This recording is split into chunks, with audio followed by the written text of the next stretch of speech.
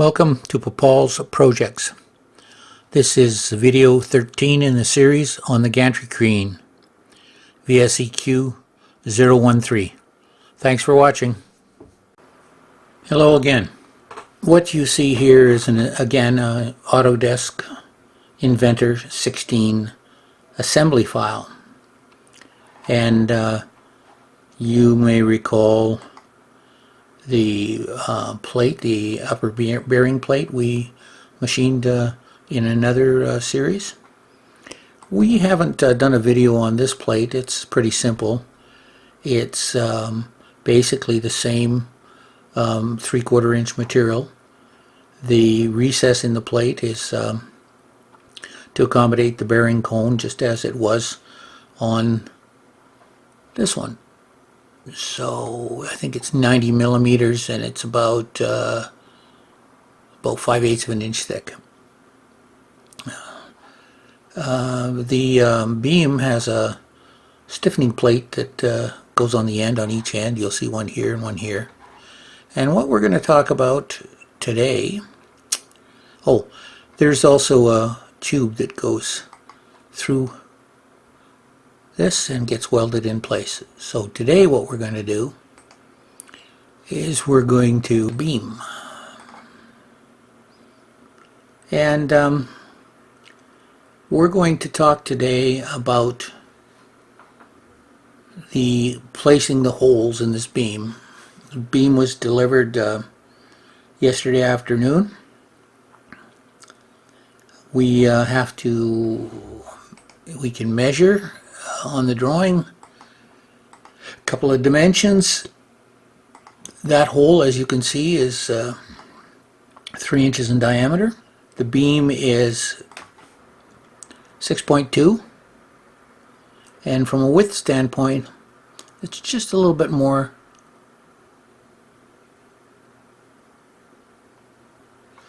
than 6 inches. 20 thousandths over. And these dimensions come from the stock material that's built into Autodesk. And what I do is as I did today, or when I actually got to cutting these, is I physically measured the part, and we determined where the center line of this hole was in respect, where the center point of this hole was in respect to the width. And what we did was we're going to measure distance. I do this because I click on that corner because it changes the kind of measurement, and this takes it to the center, and then I come back to here and it's 2.75 inches. And down here we have a distance of 3 inches between that and this guy here. Let's measure it. It's a 1/2 inch hole, and that's going to be used to align this bearing plate that's on the bottom with the 20 holes in it. Now, in the video that I shot today, I forgot to put these in. So that's going to be my next project before we get to welding. This, in combination with the alignment pin, the 1/4 inch alignment pin that we put on the top tube of the A-frame, will help align and synchronize the beam with the holes in the bearing plate. Okay. So this is all done on the manual mill, so there's no G-code generation in Bobcat. We'll just take you straight to the mill. Thanks for watching.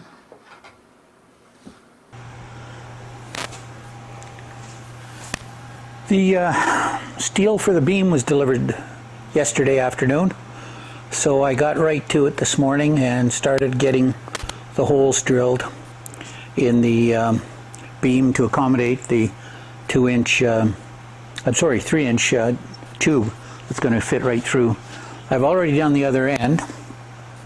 I've pre-drilled this hole with a 1/4-inch hole, and I've gone down about 1.5 inches. And I'm now about to cut the 3rd hole with the same saw. It seems to be pretty, still pretty sharp, and we're going to try the 3rd hole. Just give me a minute to get things set up, and away we go.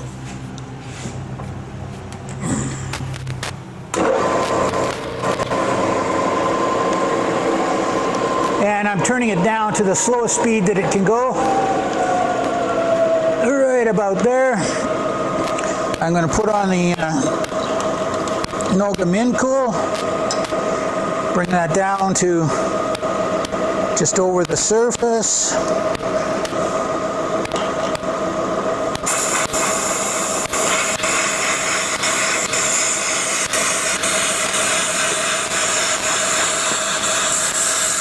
Okay.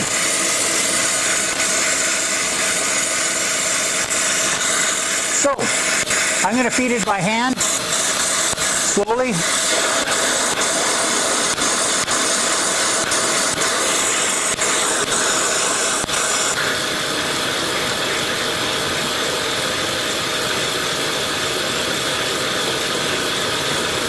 And every little bit I'm going to blow it out with air.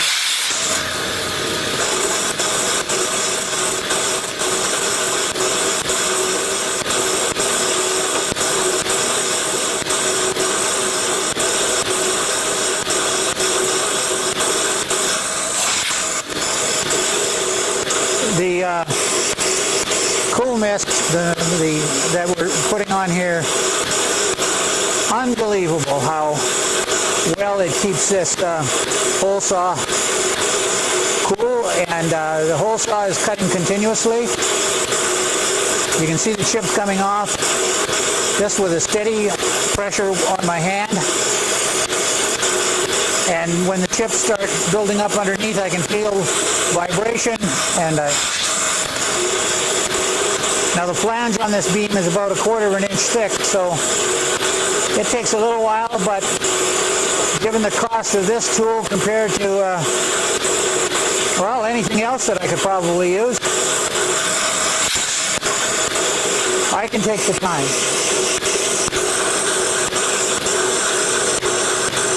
I got more time than money.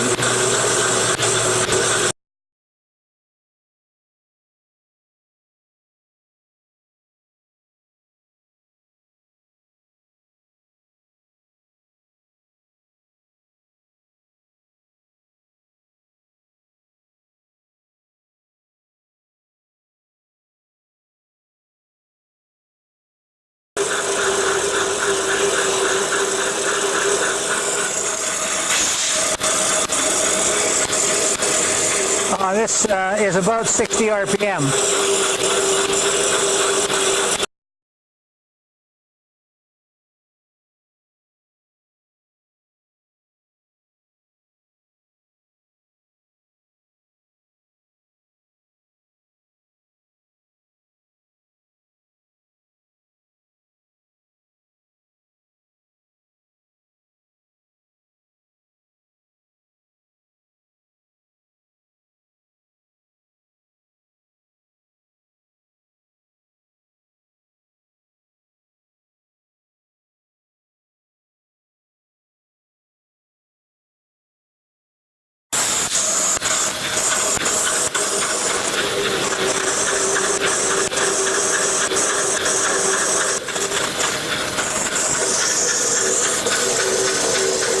We're starting to break through the bottom.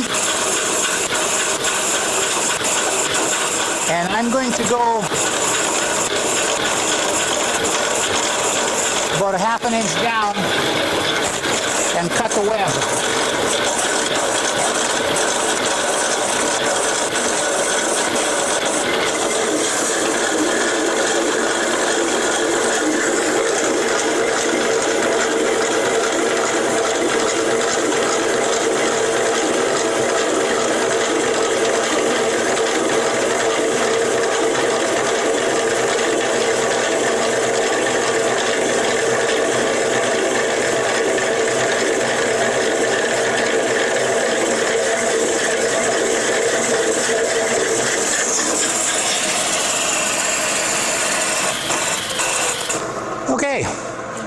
That wasn't so bad, and I'm sure the hole saw will do at least another hole.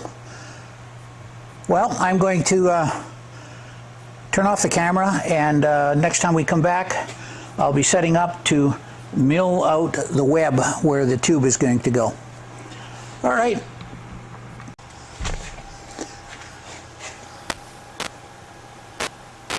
Okay, we're set up and have started to machine the second part of the web away on the second hole.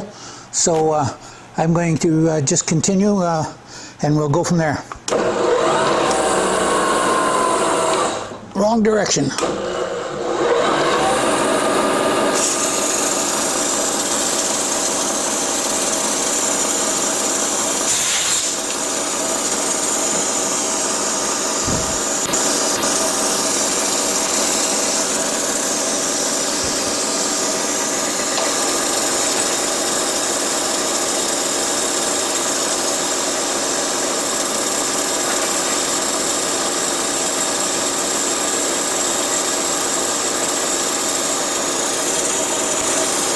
What we're doing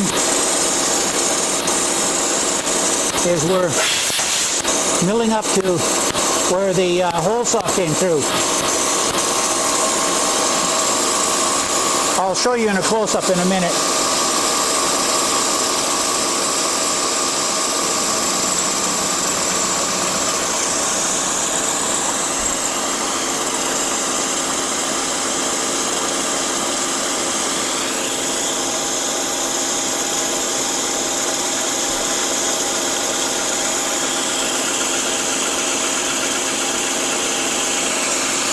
Okay, we're going to go the opposite direction.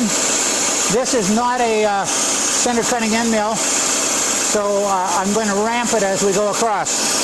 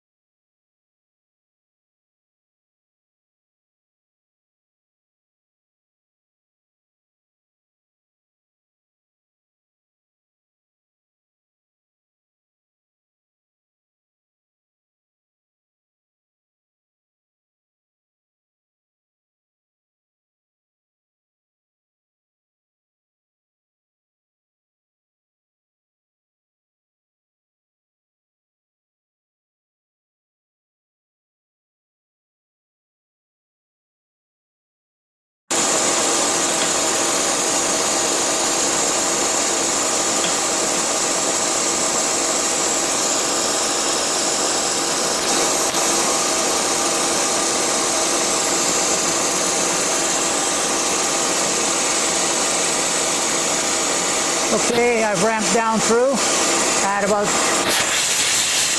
300,000.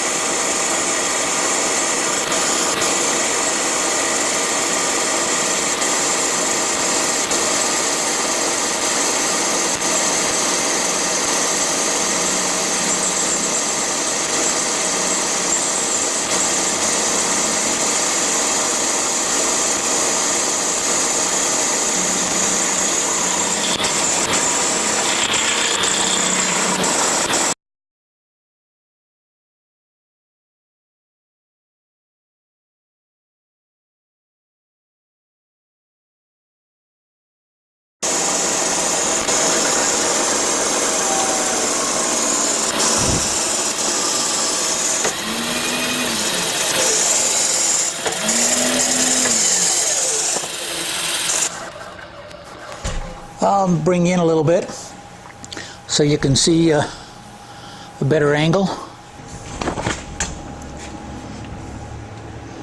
So if you see that, we've cut up to the edge where the hole saw came through on both ends. So let me a little tight in here, so I'm having trouble with the tripod. Okay, I'm going to turn the camera off, and we'll come back when we've got the second one cut. We have now finished machining the other side here Taking the tool out, and that's the slug that we took out. So what we'll do, we'll blow it out a little bit and do a test fit.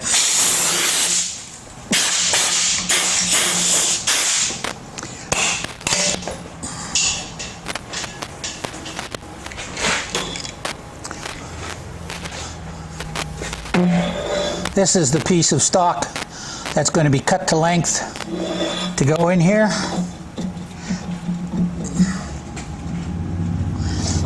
So what I'll do is I will touch it up a little bit with a die grinder and a stone, and should slip in it. Looking pretty close.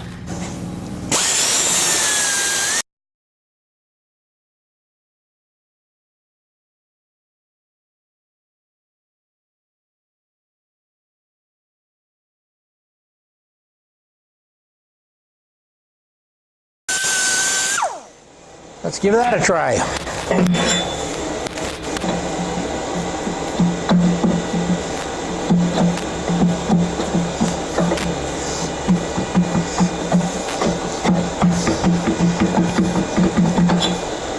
A little more.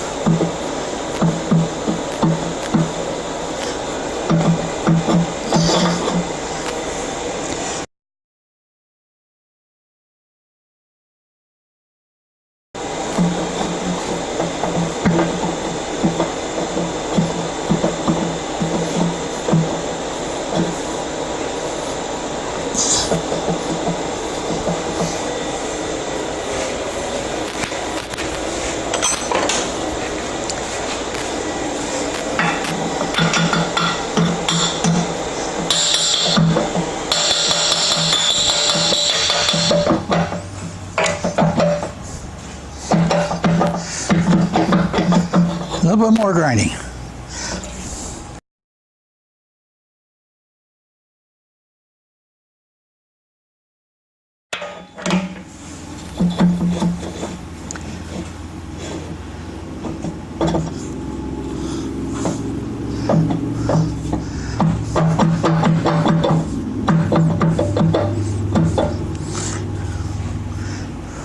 Almost there.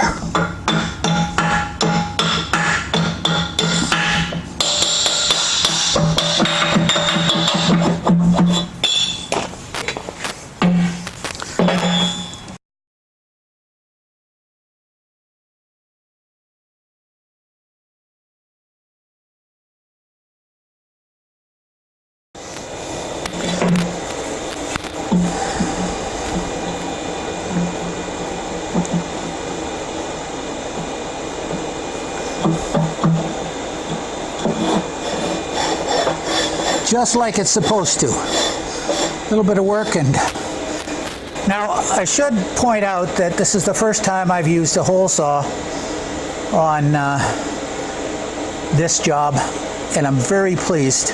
I'm going to go get the hole saw.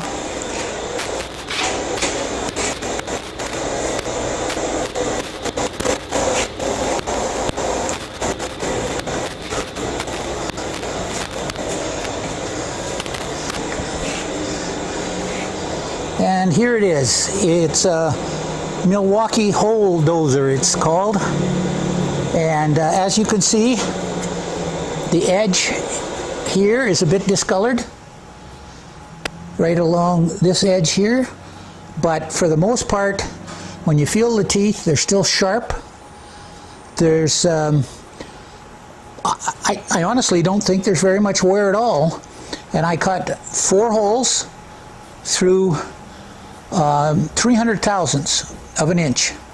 And I'm quite pleased. And when I consider the cost of what I invested to do this compared to another tool, I think I made a good choice.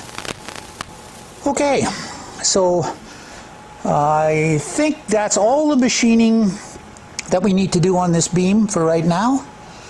You should be able to see down the beam.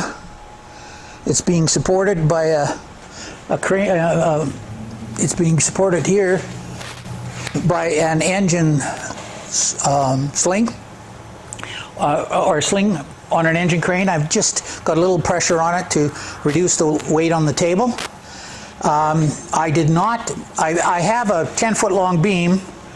The 5-foot mark is here, so we've got about 6 feet extending beyond the table. I found very little, if any, change in the amount of effort it took to turn the crank to move the x-axis. This beam is 200 pounds and the z-axis didn't seem to have a problem at all. I did notice a little bit increase in force required on the y-axis. So just information.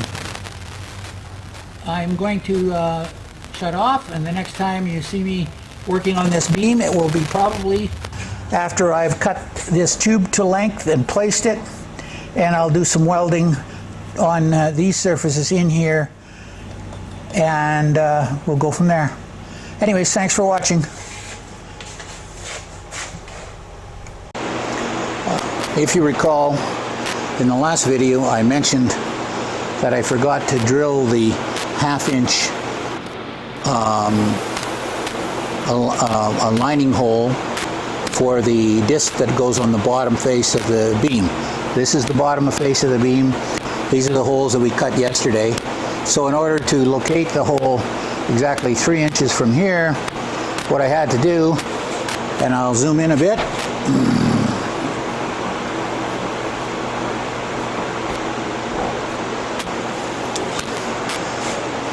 so I had to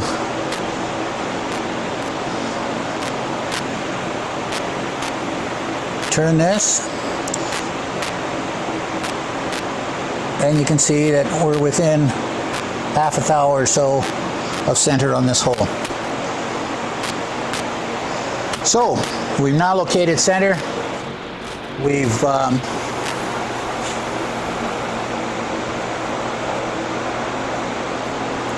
put 0, 0 into the DRO, and we're going to go down, remove the coaxial indicator,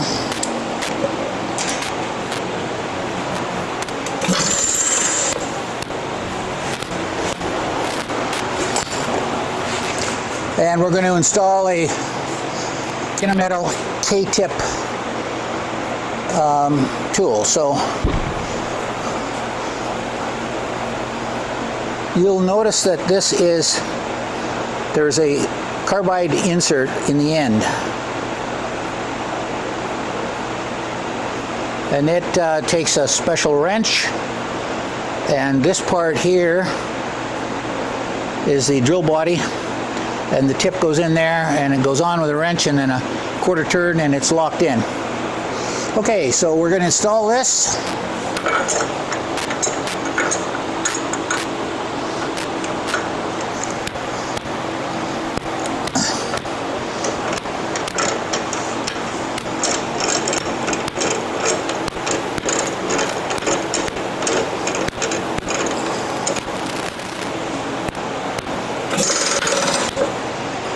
Okay, going to come up.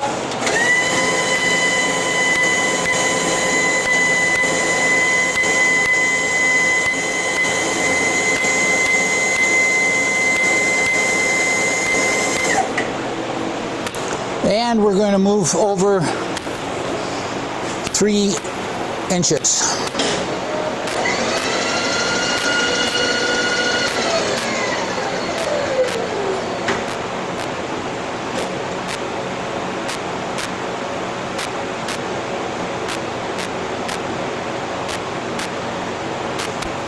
And we're going to lock the bed of the mill there and there, and the y-axis as well. And we're going to put a little bit of coolant, and we're going to bring the bed of the mill up a little bit more.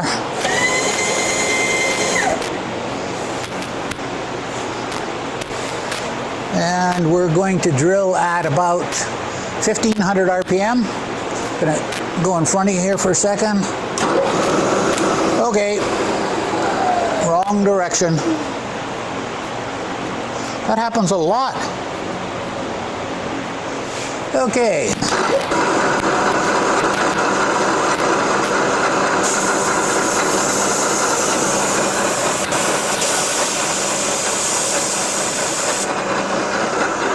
Zoom you in so you can see this at work.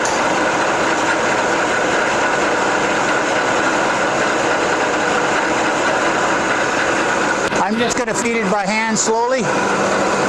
It's going to probably throw off a few chips, so we need to be careful. The careful part was I forgot my safety glasses. I have them now. Okay, let's put a little coolant on.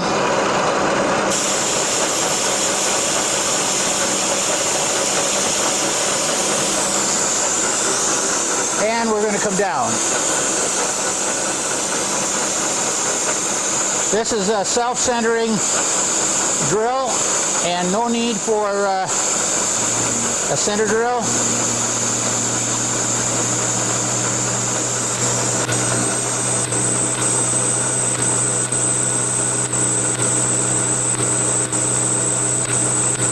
And I'm going to go about a ½ an inch. I'm going to go through the bottom flange of the I-beam, of the wide flange.